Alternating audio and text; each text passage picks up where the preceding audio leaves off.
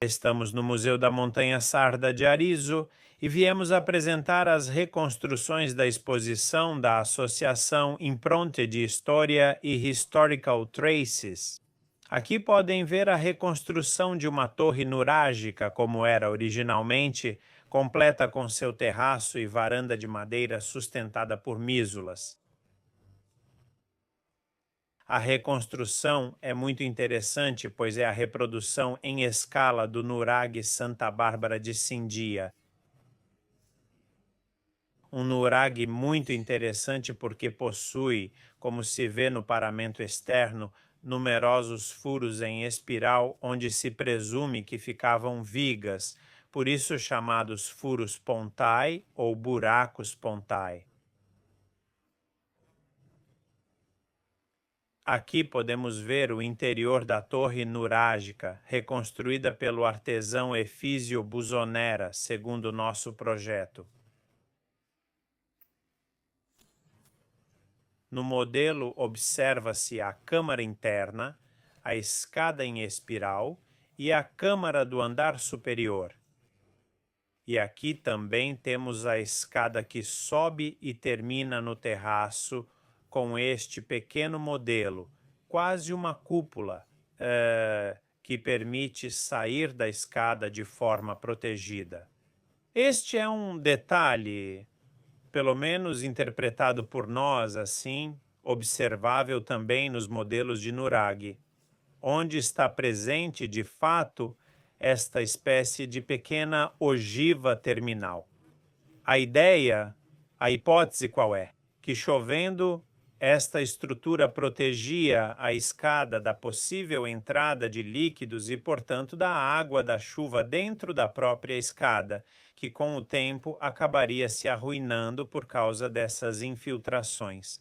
A torre foi construída como deveria ser originalmente uma vez terminada a estrutura. Então, os furos pontários agora estão livres da madeira inserida, das vigas de suporte inseridas, provavelmente também para realizar a própria estrutura.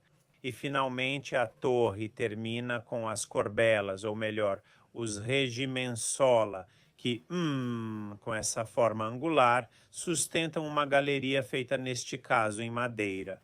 Um detalhe observável, isto é, a decoração, essa espécie de forma em zigue-zague, observável inclusive, além dos próprios modelos de nurag, também em algumas miniaturas de nurag, representadas nas navicelas votivas nurágicas.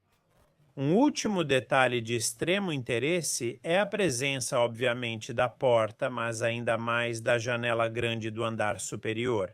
A porta é o exemplo clássico de entrada nurágica. Os pilares laterais, com um número de blocos que varia de 3 a 7, um arquitrave sustentando o fechamento, a abertura, e depois há a chamada janelinha de arquitrave ou janelinha de descarga que termina justamente a entrada.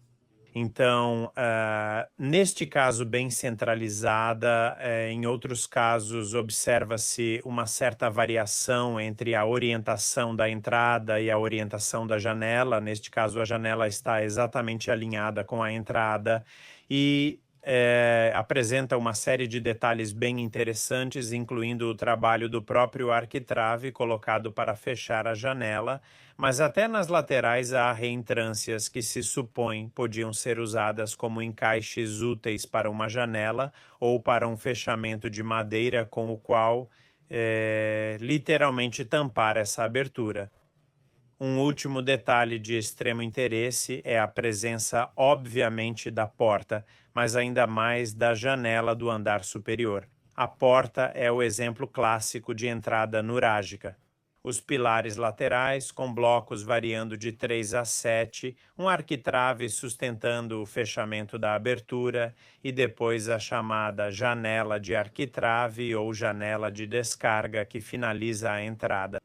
Depois, neste caso bem centralizado, em outros casos observa-se uma certa variação entre a orientação da entrada e da janela. Aqui a janela está exatamente alinhada com a entrada e apresenta detalhes bem interessantes, incluindo o trabalho do próprio arquitrave que fecha a janela e até nas laterais há encaixes que provavelmente serviam para fixar uma janela ou um fechamento de madeira para tampar essa abertura.